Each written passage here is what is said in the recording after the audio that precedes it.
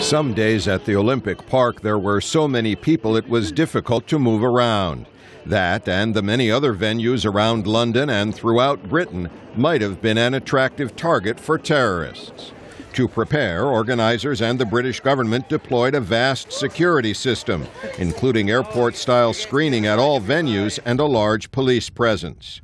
The British military was on standby to respond to any terrorist attack. Officials said they had no appetite for risk, but also did not want to create a siege atmosphere.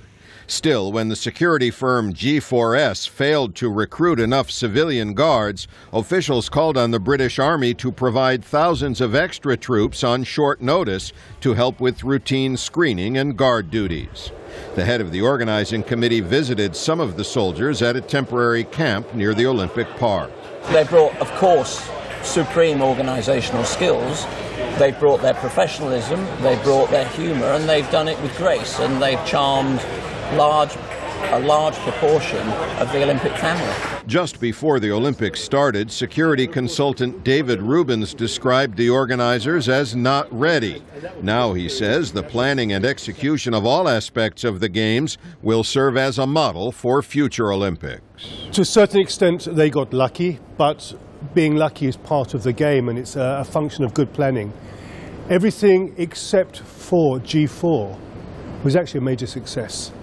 The most significant security incidents of the Games so far involved a man who threw a beer bottle onto the Olympic track just before the 100-meter final, and an Indian woman who somehow marched with her country's team in the opening ceremony. She even got a certificate of participation.